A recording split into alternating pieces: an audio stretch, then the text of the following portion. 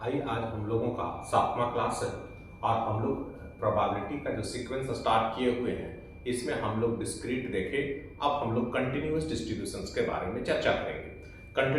Continuous distribution में तीन आपका डिस्ट्रीब्यूशन देखने को मिलता है, एक यूनिफॉर्म डिस्ट्रीब्यूशन, एक्सपोनेंशियल डिस्ट्रीब्यूशन और आपका नॉर्मल डिस्ट्रीब्यूशन।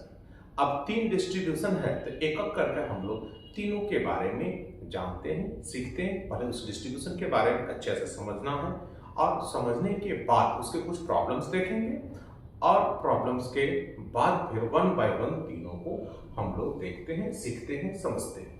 अब आइए सबसे पहला कि इसमें यूनिफॉर्म डिस्ट्रीब्यूशन तो कहे क्या कि जो रैंडम वेरिएबल हम लोग पढ़ रहे थे, हम लोगों ने पढ़ा है रैंडम वेरिएबल।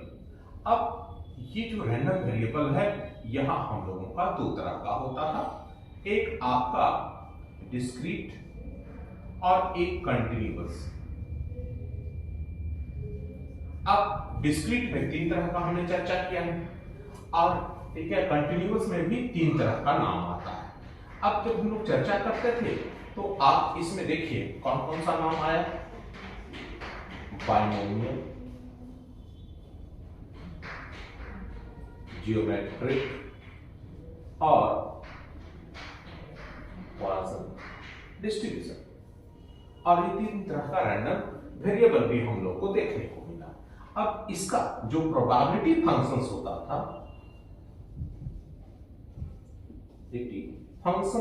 था, उसे हम लोग प्रोबेबिलिटी मास फंक्शंस कहते हैं। उसे हम लोग प्रोबेबिलिटी मास फंक्शंस के रूप में हम लोग बोलते थे और समझते थे। लेकिन जब कंटिन्यूअस पढ़ेंगे और कंटिन्यूअस में हम लोगों को पढ़ना है यूनिफॉर्म, एक्सपोनेंशियल और नॉर्मल। अब कंटिन्यूअस रैंडम वेरिएबल से हम लोग को कंटिन्यूअस डिस्ट्रीब्यूशन के बारे में भी चर्चा होता है। तो यहां वन बाय वन तीनों को पढ़ेंगे। तो यहां जो आप प्रोबेबिलिटी फंक्शंस आप देखते हैं तो प्रोबेबिलिटी फंक्शंस को सबसे पहले पुकारा जाता है probability density functions. Probability density functions के रूप में पुकारा जाता है। यहां प्रोबेबिलिटी मास फंक्शंस, वहां प्रोबेबिलिटी डेंसिटी फंक्शंस के रूप में हम लोग पुकारते हैं और बोलते हैं। अब यहां देखिए ये जो लिखा हुआ है तो एक रैंडम वेरिएबल, कौन सा, ये random variable x is said to have a continuous uniform distribution। मतलब एक यूनिफॉर्म डिस्ट्रीब्यूशन होना चाहिए ओवर इंटरवल ए बी। एक इंटरवल ए बी में मतलब कि यहां आप देख रहे हो एक इंटरवल है आपका ए बी। आप ये देख लीजिए एक इंटरवल आपका x इक्वल टू ए और x इक्वल टू बी, आपका ये लिखा हुआ है इंटरवल। अब इस इंटरवल में हम लोग देखेंगे क्या कि जब भी आप प्रोबेबिलिटी देखते हैं तो प्रोबेबिलिटी में हम लोग एग्जाम्स पढ़ रखे हैं और तीन तरह का आपका एग्जाम्स था। अब वो तीनों एग्जाम्स क्या था, ठीक है, उसको आप समझिए और उससे कैसे हम रिलेट करते हैं और कैसे देखते हैं। तो प्रोबेबिलिटी में सबसे जो हम लोग एग्जाम्स बोलते हैं प्रोबेबिलिटी का, तो हम लोग यूज करते थे प्रोबेबिलिटी, तो हम लोग बोलते थे एनी अपॉन ns, ये पहला। दूसरा हम लोग यूज क्या करते हैं कि जो प्रोबेबिलिटी होता है वो 0 और 1 के बीच में लाई करता है। और थर्ड जो हम लोग बोलते थे कि आपका यहाँ xi रन्स ओवर, अगर ये जाता है तो ये हमेशा 1 आता है। ये प्रोबेबिलिटी में आपका एग्जाम्स है, बेसिक एग्जाम्स। अब यहाँ जब डिस्क्रीट की बात करते थे वहां डिफरेंट है, यहाँ हम लोग कंटिन्यूअस ले रहे हैं तो यहाँ भी आपको देखने को मिलेगा ये पोर्शंस आपका एग्जैक्ट 1 के बराबर आएगा। अब जब ये पोर्शन हम लोगों को एग्जैक्ट 1 के बराबर आएगा तो कैसे इसका वैल्यू निकालते हैं, कैसे लिखते हैं, ठीक है, इसे हम आपको समझा करके अभी पहले बता रहे हैं। इसको हम अच्छा से ध्यान से देखना है और समझना है।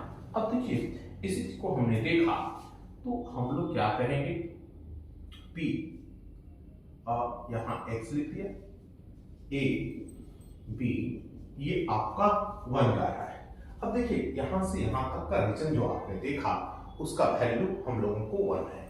अब आप डायग्राम से जाते हैं तो डायग्राम में क्या कहते हैं, रेक्टेंगल है, इसका एरिया आपको 1 के बराबर है। तो आप कहेंगे कि सर हाइट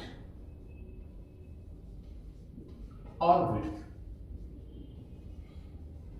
अब यही आपका एरिया शो करता है। हाइट और विड्थ जो है ये आपको एरिया दिखाता है।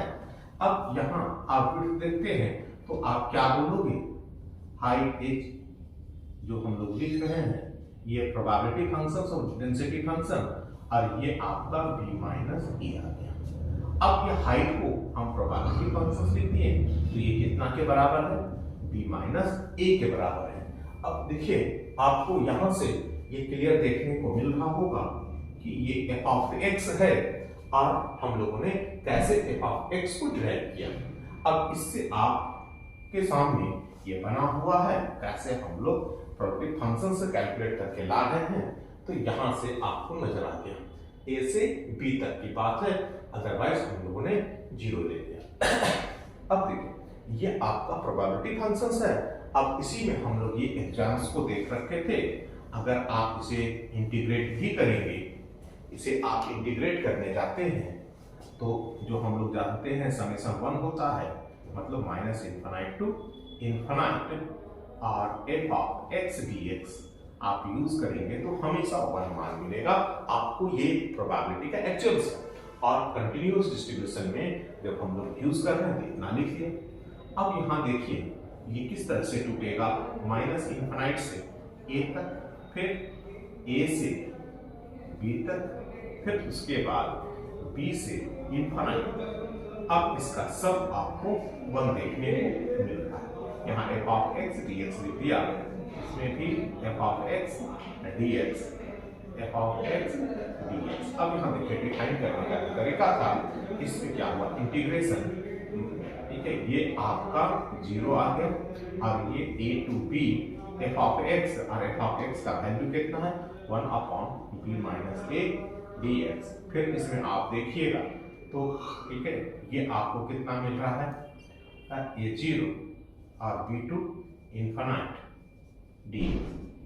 अब देखिए हम लोग ये शो करके दिखा देते हैं कितना कितना माना है 0। अब यहाँ देखा 1 अपॉन b माइनस a, और जब आप ठीक है यहाँ इंटीग्रेट करेंगे a to b dx plus 0 equal to 1। अब यहाँ देखते हैं तो 1 upon b minus a into x, फिर यहाँ देखिए a टू b 1।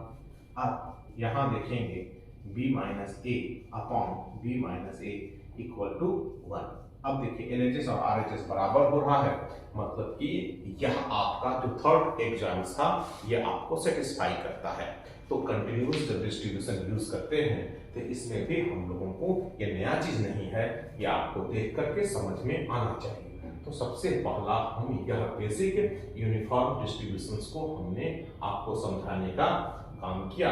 अब सब देखिए इसमें हम आपको बता रहे हैं इसका डायग्राम कैसे बनता है, ये भी आपको भी समझ में आ रहा होगा। उसके बाद ये एग्जाम्स को हमने अभी समझाया। अब हम लोग काम क्या करते हैं कि इसका डिस्ट्रीब्यूशन फंक्शंस हम लोग देखते हैं। डिस्ट्रीब्यूशन फंक्शंस क्या होता है, किसका कंटिन्यूअस डिस्ट्रीब्यूशन का, फिर इसका मीन निकालेंगे, इसका मीन वेरिएंस, और एक काम है मोमेंट जनरेटिंग फंक्शन। मतलब अभी ये पहला चीज समझाया है, 3 चीज और इसमें है, इसके बेसिक फंडामेंटल को देखते हैं। ठीक है, आगे चलिए। अगले देखिए हम लोगों का cumulative distribution functions, distribution functions को डिफाइन कैसे किया जाता है। डिस्ट्रीब्यूशन फंक्शंस को डिफाइन किया जाता है f ऑफ x बराबर p capital X less than equal to x। अब देखिए ये जो हम लोगों का डायग्राम पहला बन रखा था, ठीक है, उसमें कहां तक, तो distribution function probability x less than equal to x तक। अब इसको अगर हम डिफाइन करें तो हम लोगों को इतना ही मान आएगा। अब देखिए जो हम लोगों को फंक्शंस था, ठीक है, आपका प्रोबेबिलिटी फंक्शंस था क्या, तो प्रोबेबिलिटी फंक्शंस आपका था 1 बाय b माइनस ए, लेकिन ये था आपको अब x a से b के बीच में। अब a से b के बीच में अदरवाइज जीरो था हर जगह। तो अब इसी को अगर हम डिफाइन करते हैं तो माइनस इनफाइनाइट से जीरो, माइनस इनफाइनाइट से जीरो नहीं, a ले लेते हैं और उसके बाद a से x f of x dx, f of x dx, ये काम हम लोग कर लेते हैं। अब देखिए इसका जब वैल्यू कैलकुलेट करेंगे हम लोग, तो इस कम्युलेटिव फंक्शंस को डिफाइन करने के लिए a से पहले तक का मान कितना आएगा, ये हम लोगों का वैल्यू को लेंगे आप, तो ये क्या होगा, ये तो जीरो होगा, माइनस इनफिनिट से a जीरो dx, तो ये वाला पोर्शन से जीरो हो गया। मतलब आप इस चीज को समझ जाइए, जब a तक हम लिखते हैं तो यहां हम लोगों को दिखा रहा है f of x equal to h, ये आपका रिजल्ट हो गया। अब उसके बाद यहां से हम आगे बढ़ेंगे, यहां से हम वैल्यू ले लेते हैं a टू x, अब ये फंक्शंस का मान कितना है, b माइनस a dx। अब आपका आ गया b माइनस a dx। अब फर्स्ट वाला जीरो, सेकेंड वाला को लेते हैं तो 1 अपॉन b माइनस a, और यहाँ क्या आ रहा है x, और लिमिट a से x के बीच में। अब 1 अपॉन b माइनस a, और यहाँ रखेंगे तो upper limit minus lower limit, ये आपका आ गया। अब इसका मतलब क्या हुआ, ये पूरा का पूरा आपका फंक्शन यहाँ लिखा रहा है। अब ये आपका आ जाएगा इस जगह x माइनस ए अपॉन b माइनस ए। अब ये वाला जो सेक्शन है यहां से यहां तक, ये आपको इस तरह से लाइन दिखा रहा है। इसके बाद जैसे ही हम आगे बढ़ेंगे, अब b तक यूज करेंगे तो 1 आ जाएगा, तो 1 के आगे सब का सब मान, तो ये लाइन आपको चला जाएगा। अब ये चला गया तो ये आपका ग्राफ बन गया, किसका, कम्युलेटिव डिस्ट्रीब्यूशन फंक्शंस का ग्राफ हो गया। तो अब हम कभी भी कम्युलेटिव डिस्ट्रीब्यूशन फंक्शंस कहेंगे तो ठीक है, उसका डायग्राम भी समझ में आ गया, फंक्शंस क्या है ये भी समझ में आ गया। अब ठीक है, ये दो चीज हम डिस्कस किए। अब आपको मीन, वेरिएंस और मोमेंट जनरेटिंग फंक्शंस देखने चलते हैं। अगला देखिए हम लोग मीन कैसे निकालते हैं। मीन में क्या होता है, मीन कैसे लिखें, एक्सपेक्टेशन ऑफ x। अब एक्सपेक्टेशन ऑफ x मतलब क्या है, a to b x f of x dx। अब यहाँ हम लोग प्रोबेबिलिटी फंक्शन जो मास डेंसिटी फंक्शंस है उसको लिखना होगा, a to b x into 1 upon b minus a dx। अब जैसे ही हम लोग इतना लिखें 1 upon b minus a, x का कितना होगा, x स्क्वायर। अब आप लिमिट रख दीजिएगा तो b square minus a square upon 2 आ जाएगा। अब इतना से देखेंगे तो b minus a, b plus a upon b minus a into 2। अब यहां से आप देखिए आपका वैल्यू आ गया कितना, मीन का आपको मान हो गया। मतलब कभी भी आपको मीन लिखना है तो b प्लस a बाई 2 होगा, b प्लस a बाई 2, ये आपका नजर आएगा क्या, मीन के बारे में। अब हम वेरिएंस देखते हैं, तो वेरिएंस में क्या होता है, वेरिएंस का formula expectation of x square minus mean का होल स्क्वायर। अब एक्सपेक्टेशन ऑफ एक्स स्क्वायर लिखे तो मतलब integration a to b x square f of x। अब आप इसको इंटीग्रेट करने जाइएगा तो यहाँ f ऑफ x का वैल्यू क्या होता है, 1 upon b minus a integration a to b यहाँ x स्क्वायर dx, ये बात आ गया। अब यहाँ x क्यूब हो गया। अब आइए 1 अपॉन b माइनस a, अब इसका करेंगे तो हम लोगों को आएगा क्या, b cube minus a cube upon 3। अब ये वैल्यू आ गया। अब इसको आप सोल्व करने के लिए जाइएगा तो b minus a upon b minus a 3। अब यहां देखिए b square plus ab plus a square, ये कैंसिल आउट हो गया। मतलब आपका सेकेंड मोमेंट या एक्सपेक्टेशन ऑफ एक्स स्क्वायर अगर आप कैलकुलेट करना चाहते हैं तो आपका वैल्यू निकल गया। अब ये मान निकला है मात्र इसका, और इसका कैलकुलेट हम लोग कर रखे हैं। अब यहां से हम लोग देखते हैं तो हम लोगों को मान क्या मिल रहा है, ये b square plus a b plus a square upon 3, और यहाँ b प्लस a बाई 2 का होल स्क्वायर। अब इसे लाते हैं b square plus a b plus a square यहाँ अपॉन 3। अब इसमें 4 b square plus 2ab plus a square यहाँ माइनस होगा। अब देखिए ये जैसे हमने लिख लिया, तो अब इसमें क्या करते हैं, एलसीएम ले लेते हैं। अब एलसीएम हम लोग यूज कर रहे हैं, तो यहाँ कितना, यहाँ 12। अब देखिए 4 में से 3 घट गया। अब 4 में से 3 घटा तो वैल्यू क्या आएगा, बी स्क्वायर। अब यहाँ 4 और यहाँ 3 दूना 6। अब देखिए यहाँ 4 आया और यहाँ 6 हुआ।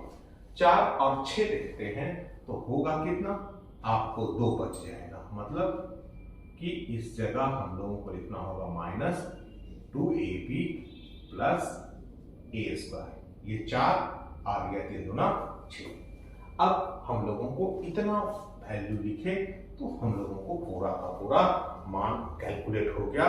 इसमें कहीं भी दिक्कत नहीं लगता होगा। इसको और अच्छा से अगर आप लिखना चाहेंगे तो क्या हो गया, a माइनस बी का होल स्क्वायर अपॉन 12। अब ये हम लोगों को वेरिएंस हो गया। अब जो वेरिएंस आप लिख रखे हैं, यहाँ से हम लोग स्टैंडर्ड डेविएशन भी लिख सकते हैं। तो स्टैंडर्ड डेविएशन क्या होता है, रूट अंडर वेरिएंस होता है। अब रूट अंडर वेरिएंस होता है तो यहाँ से अगर आप लिखेंगे तो a minus b upon root under 12। अब रूट अंडर 12 ये आपका स्टैंडर्ड डेविएशन होगा। तो हो गया। तो हम अभी क्या क्या चीज देखें। अभी हम लोग सबसे पहला आप कंटिन्यूअस डिस्ट्रीब्यूशन में आए, 3 में से एक पर चर्चा करें, यूनिफॉर्म डिस्ट्रीब्यूशन। इसमें हमने प्रोबेबिलिटी मास फंक्शन, फिर उसके बाद कम्युलेटिव डिस्ट्रीब्यूशन फंक्शन, थर्ड में मीन देखा, वेरिएंस देखा, लास्ट एक हम लोग देखने जा रहे हैं अब कौन सा, तो प्रोबेबिलिटी जनरेटिंग फंक्शन। आइए अब प्रोबेबिलिटी जनरेटिंग फंक्शन देखते हैं। हम लोग अब देखने जा रहे हैं मोमेंट जनरेटिंग फंक्शंस किसका, यूनिफॉर्म डिस्ट्रीब्यूशंस का। अब देखिए मोमेंट जनरेटिंग फंक्शंस को हम लोग mx ऑफ t लिखते हैं। यहाँ capital x random variable, e t x यहाँ रैंडम वेरिएबल। अब यहाँ स्मॉल x आ जाता है, इस बात को गौर कीजिएगा। और यहाँ फिर ये प्रोबेबिलिटी डेंसिटी फंक्शंस लिखते हैं। और प्रोबेबिलिटी डेंसिटी फंक्शंस कितना होता है, तो प्रोबेबिलिटी डेंसिटी फंक्शंस आपका a से b तक के बीच में मान आता है b माइनस ए। अब ये कांस्टेंट है, ये देखिए इसको हमने बाहर लिख दिया। इसको इंटीग्रेट करते हैं a टू b। अब कितना हुआ tx, ये t दे देगा बाहर। अब यहाँ x की जगह हमने वैल्यू रख दिया e का पावर pt माइनस। अब यह आपको हो गया मोमेंट जनरेटिंग फंक्शन। अब ये मोमेंट जनरेटिंग फंक्शंस किसका हम लोग देख रहे हैं, तो यूनिफॉर्म डिस्ट्रीब्यूशन, यूनिफॉर्म डिस्ट्रीब्यूशन का। अब ये आपका मोमेंट जनरेटिंग फंक्शंस। अब हम लोग इसमें हर चीज आपको देख रखे हैं और समझ चुके हैं। क्या क्या हम लोग देख चुके हैं और क्या पढ़े हैं। सबसे पहला हमने डिफाइन किया कौन सा, यूनिफॉर्म डिस्ट्रीब्यूशंस क्या होता है इसके बारे में बताया। उसके बाद हम लोग प्रोबेबिलिटी डेंसिटी फंक्शन चर्चा किए, कैसे आया, कितना मान होता है, कैसे निकलता है। उसके बाद कम्युलेटिव डिस्ट्रीब्यूशंस फंक्शंस के बारे में चर्चा किया। फिर मीन निकाला, वेरिएंस निकाले, उसमें मोमेंट से कैसे वेरिएंस पे पहुंचे हैं इसके बारे में चर्चा किया। उसके बाद मोमेंट जनरेटिंग फंक्शंस। अब ये पहला हम लोगों का जो आज 7वां लेक्चर है, तो इस सीरीज का प्रोबेबिलिटी सीरीज का 7वां लेक्चर में यूनिफॉर्म डिस्ट्रीब्यूशंस की बेसिक बातें बता दिया। अब आगे के सेक्शन में आपको देखने को मिलेगा यूनिफॉर्म का क्वेश्चंस, उसके बाद 2 डिस्ट्रीब्यूशंस और है, उसके आपका बेसिक फंडामेंटल और उसके प्रॉब्लम्स। अब हम लोग फिर नेक्स्ट मिलेंगे। इससे पहले अगर आपको अच्छा लगता है तो आप सब्सक्राइब कीजिए और जुड़िए और पढ़िए।